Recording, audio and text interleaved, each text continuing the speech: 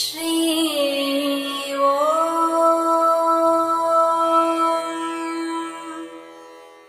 ஸ்ரீ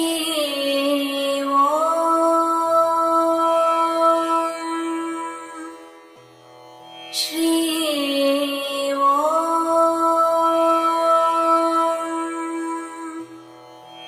ஸ்ரீ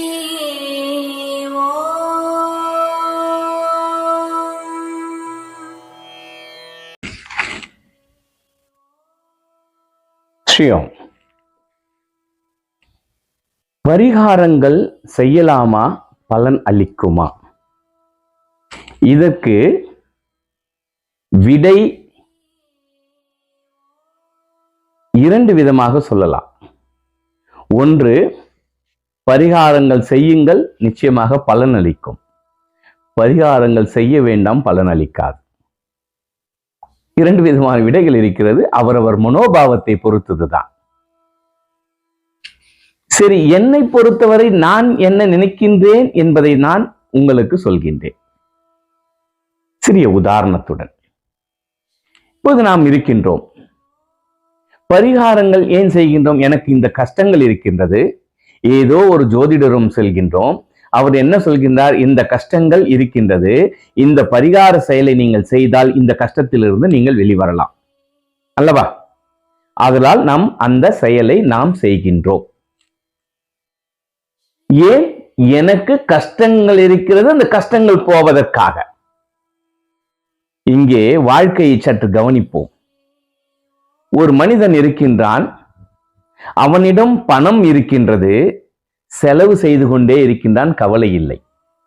மற்றொரு மனிதன் இருக்கின்றான், அவனிடம் பணம் இல்லை, கஷ்டப்பட்டு பணத்தை உற்பத்தி செய்கின்றான், அதை வைத்து அவனுடைய வாழ்க்கையை கஷ்டத்துடன் நடத்துகின்றான்.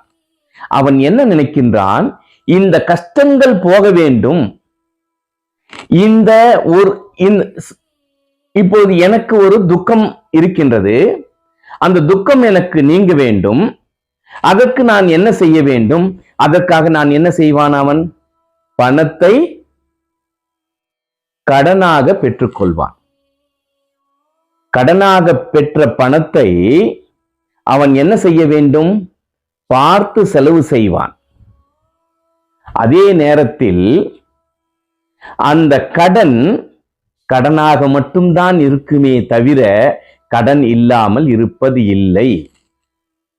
அப்படி என்றால் என்றேனும் ஒரு நாள் நான் அந்த துக்கத்தை அனுபவித்துத்தான் ஆக வேண்டும். புரிகின்றதா? இன்றைய பொழுதிற்காக நான் வாங்கிய கடன், இன்றைய பொழுது அந்த துக்கங்கள் போகும். ஆனால் அந்த துக்கம் முழுவதுமாக என்னை விட்டு விலகுவது இல்லை. என்றேனும் ஒரு நாள் அந்த துக்கத்தை நான் அனுபவித்துத்தான் ஆக வேண்டும். இந்த துக்கம் சற்றே தள்ளி வைக்கப்பட்டிருக்கின்றது. கடன் எப்படி எனக்கு இன்றைய பொழுது கழிந்து விட்டது, ஆனால் கடனாக எங்கோ இருக்கின்றது. என்றேனும் ஒரு நாள் நான் கஷ்டப்பட்டு தான் ஆக வேண்டும், அந்த கடனை அடைத்துத்தான் ஆக வேண்டும்.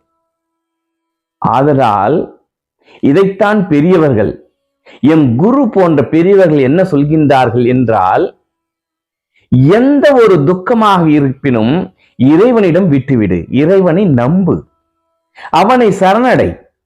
எது எனக்கு கொடுத்தாயோ அது நல்லதாகவே இருக்கட்டும்.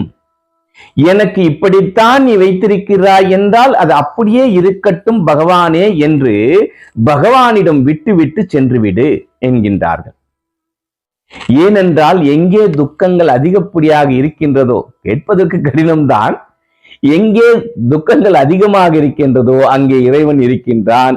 என்னுடைய பாவங்கள் அழிகின்றது, எனக்கு புண்ணிய பலனும் பாவங்களும் இல்லாத ஒரு முக்தியை நோக்கி என்னை அழைத்து செல்கின்றான் இறைவன் என்கின்ற நம்பிக்கையை பக்தி மார்க்கம் காட்டுகின்றது. சரி, அப்பொழுது பரிகாரம் செய்தால் உடனே பலன் அளித்து விடுகின்றதே, நம்ம செய் அப்படி என்கின்ற ஒரு குழப்பம் வரும்போது இருக்கலாம். சில நேரங்கள் வாங்குகின்ற அந்த கடன் தொகை இல்லாமல் போகும். எப்படி? ஒரு சில நேரங்களில் அரசாங்கம் என்ன செய்கின்றது? நாம் வங்கியிலே கடன் வாங்குகின்றோம், திடீரென்று ஒரு அறிவிப்பு வருகின்றது, கடன்கள் தள்ளுபடியாகிவிட்டது என்று. அப்படி குருவின் அருளும் இறைவனின் அருளும் இருக்குமேயானால் என்னுடைய கர்மங்கள் தீர்க்கப்படும், கடன்கள் தீர்க்கப்படும். அப்படி தீர்க்கப்படும் போதுதான் நான் எப்படி அந்த கடன் தீர்த்தவன் சந்தோஷப்படுகின்றானோ அப்பொழுது எனக்கு அந்த பரிகாரங்கள் பலன் அளிப்பது போல எப்படி அவன் சந்தோஷப்படுகின்றானோ அதே போல் இந்த பரிகாரம் செய்தனால் நான் சந்தோஷம் அடைந்தேன், என்னுடைய துக்கங்கள் போய்விட்டது என்று நினைக்கின்றார்கள். இதுதான் இந்த பரிகாரத்திற்கு உண்டான பதிலாக என் குரு எனக்கு போதித்ததை உங்களுக்கு நான் இன்று சொல்கின்றேன். ஸ்ரீ ஓம். Shri